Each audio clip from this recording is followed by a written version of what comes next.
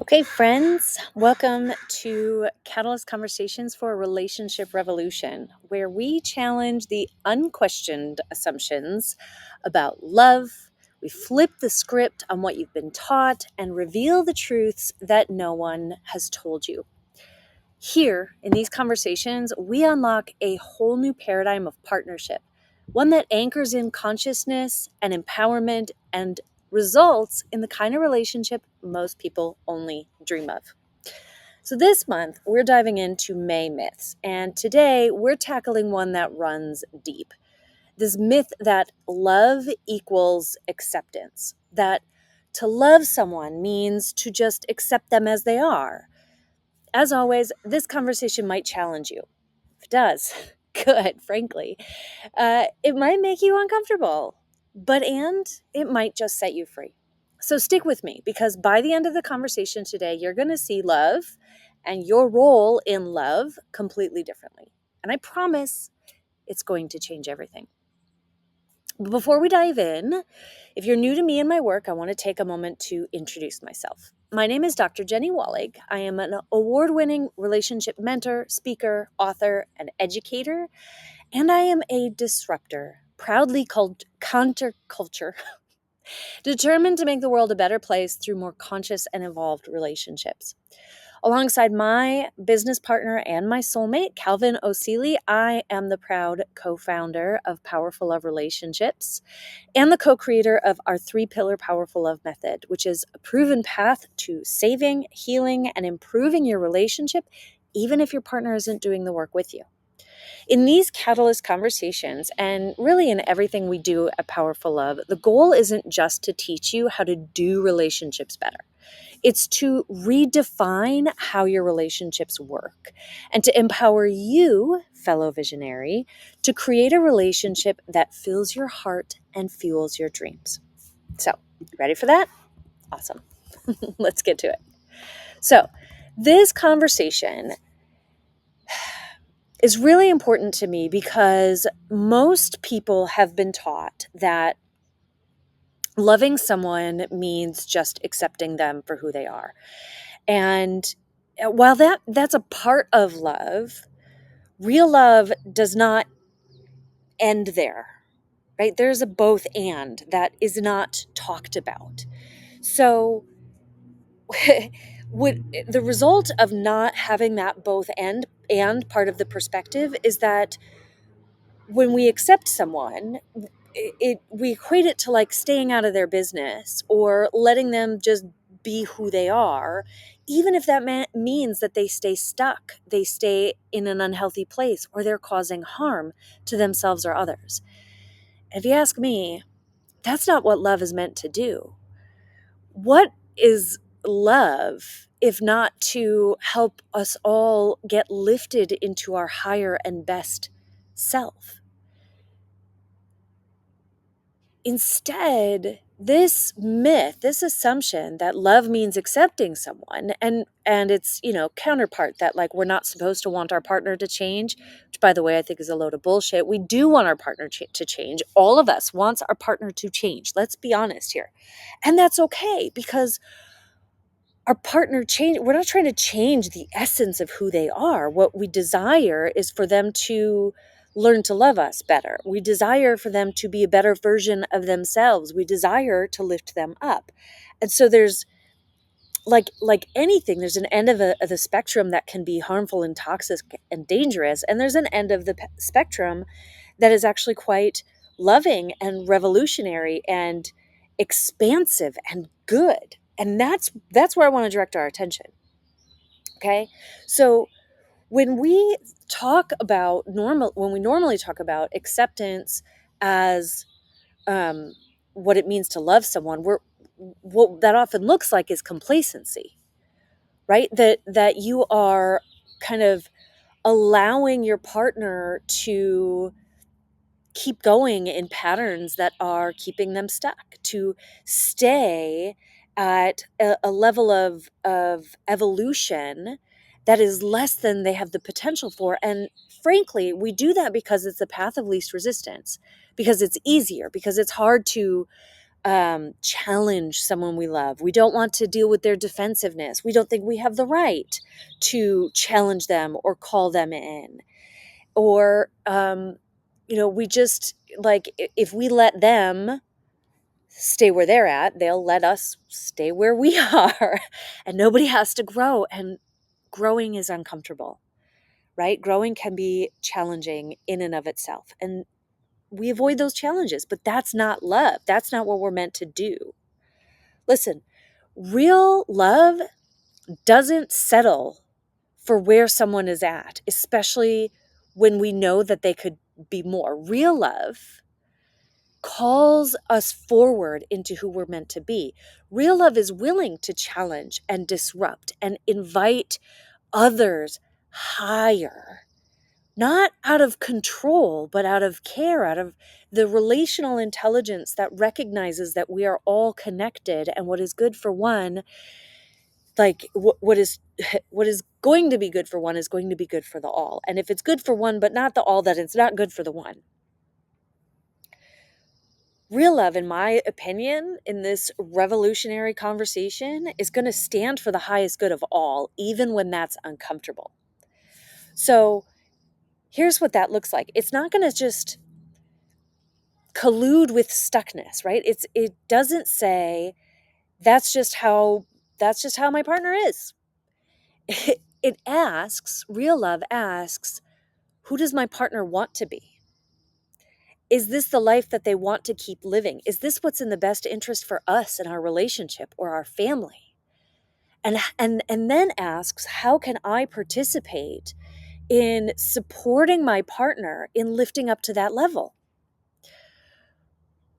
Real love looks like having the hard conversations. It's willing to say, like, I see more for you. I believe you can do better. And I don't want to sit back and quietly watch you sabotage yourself or stay stuck in arguing for your limitations, or continue this behavior or this pattern which is not aligned with who I know you want to be or what I know you want to create or for the well-being of our system. So we got to talk about it. We got to figure out what needs to happen to break out of this and to lift you up. As you may have heard in my last catalyst conversation, and as I'm hoping you're picking up on in this one, real love recognizes that our growth and well-being is intertwined. That when I raise up and elevate myself, I raise you. When you rise, it invites my own rising, right? That when we thrive together. That my success and my well-being is dependent also upon you, because we're an ecosystem. Love is not a solo game, my friends. This is a co-evolution, a co-creation, and if we're gonna co-conspire toward anything, let it be that we co-conspire for the greater good of all, for our evolution, for our spiritual development, for the lifting up of consciousness, right? And of a love that stands in accountability and justice and fairness and inclusion.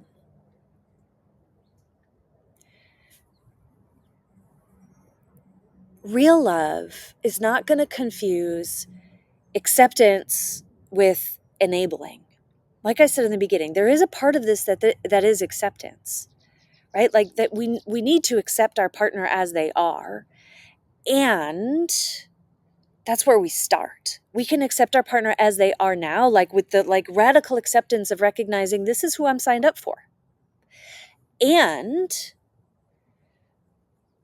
commit ourselves to, in the good of love, in our partner's best interest, supporting them with growing and evolving and becoming all of who they can be, and not sitting back and allowing them to continue behaviors or beliefs or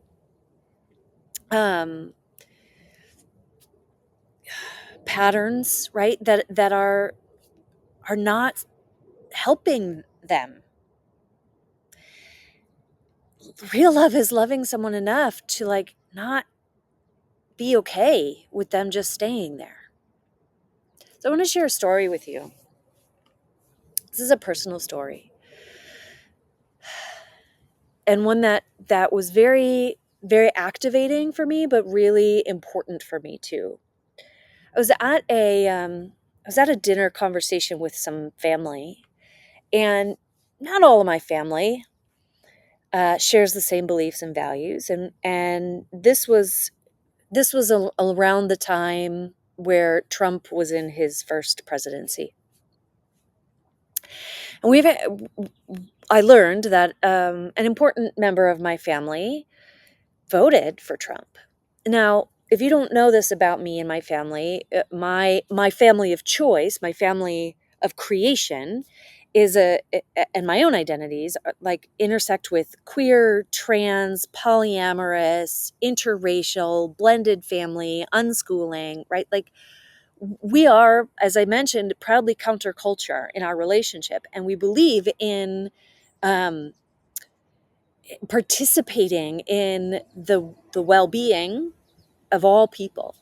And so to learn that this family member um, held beliefs that caused harm to me and my family didn't sit well with me, and I challenged that. I had the hard conversation, and what was most important to me about this was that I had another family member who was there who was like, well, yeah, I don't agree, but like it's his prerogative to believe what he believes, like that's not my business. And like what am I going to do about it? And that was where I actually got the most upset, because the person in my family who took that position was a cisgender heterosexual white man, so a person with all the privilege.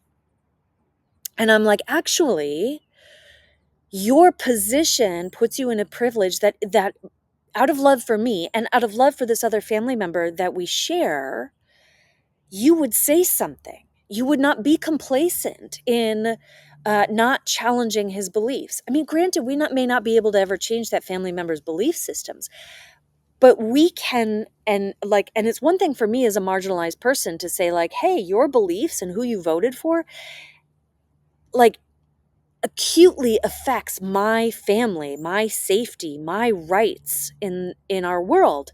It does harm to me, and I'm not okay with that. But it's a whole nother thing for someone who claims to be an ally to stand up and say that too.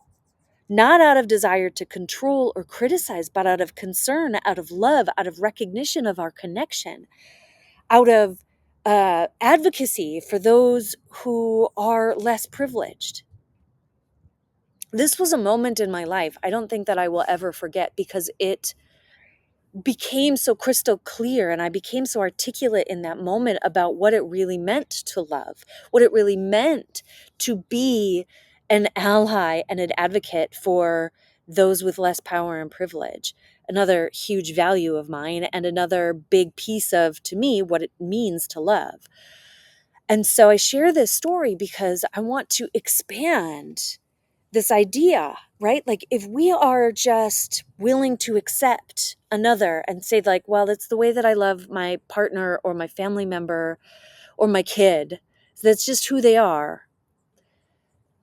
But who they are is causing harm to them. Loving them means saying something about it. Now, I want to be cautious here, because I'm also aware that there are some extreme views and positions whereby, like, oppressing, limiting, criticizing, warning people that they're gonna go to hell, like that's how they believe that they're loving another person. And that's a whole other conversation that I won't get into, except to say that I worked with a family once of a trans teen who were very, very religious, and they believed that their loving duty as parents was to explicitly not support their trans child's identity. because if they were to support it, they would be condemning their child to hell. And I really struggled with how to help this family because those were the parents' real beliefs. But in reality, their beliefs and the way that they were approaching loving their child based on those beliefs was causing harm to the kid. So what I'll say about that is when we are trying to love someone based on what we believe is their highest good, we need to pay attention to our positions of power and privilege. And we need to listen to, especially if the person that we love is in a marginalized or less power and privileged place, we need to listen to what they tell us their highest good is. We need to ask that question again: who do you want to be? What kind of life do you want to have? What kind of person do you want to be? We need to honor that. Love, my friends, is not always easy, as you could tell from this conversation. There are layers, there are depths, there are revolutionary, like challenges that we need to make to ourselves and to those that we love. But it's worth doing that work because it's the kind of love that we need more than ever right now in our worlds, in our families, in our relationships within ourselves. Love is not going to keep you comfortable. It is inherently risky and vulnerable. And to ask something of another person, to ask hard things, to risk rocking the boat sometimes is the most loving thing we can do because it's how we get to be better. It's how we evolve. It's how we grow. Love is going to call you forward, hold you higher, and believe in your becoming. And when you embody this truth, you're going to stop enabling things that are harming you and your partner, or you and your loved one. You will stop quietly hoping things will magically change. You will stop quietly holding in things that you are not actually happy about and that are building resentment within you. And you're going to start leading the relationship from a different kind of love, from an accountable, courageous, conscious, relationally intelligent place so that you can create the type of relationship that most people only dream of. Over time, right, your relationship becomes this place where both of you can grow and rise and thrive and lift one another up to more and better forever. Because growth and evolution is not something we do once, it is a devotion. It doesn't stop until we die. Maybe not, maybe even after then. If you're part of our Relationship Revolution membership, I want to remind you that I'm going to be posting an activation prompt to help you take this conversation deeper into your relationship this week, right? The idea here is not just to learn and have ahas, but to get actively better at our relationship. So keep an eye out for that and for how you can move this awareness into practice and embodiment. If you're not a part of the Relationship Revolution membership yet, this is the space where we take these revolutionary ideas and actually make them practical and lived. It's a monthly membership where where I'm inviting everybody to move from like learning and awareness into application and real change. So you get weekly prompts, tools, monthly coaching calls, a supportive community with other visionaries committed to doing relationships differently, behind the scenes access to how Cal and I are living these revolutionary ideas in our own relationships, and free access to my Revolutionize program. So if this is something that you are interested in, if these conversations hit home and you are the kind of person who wants to do your relationship differently, better than ever, then I want to invite you to join. It's only $97 a month right now because you're joining as a founding member. And you lock in at that price for as long as you're a part of the membership. I would love to see you in. I would love for you to be a part of this movement. Just type revolution in the comments or send me a DM with revolution and I will send you the links to join or to get more information. And in the meantime, actually, I'm going to post the links too in my eye is twitching all of a sudden. I want to post the links as part of this video.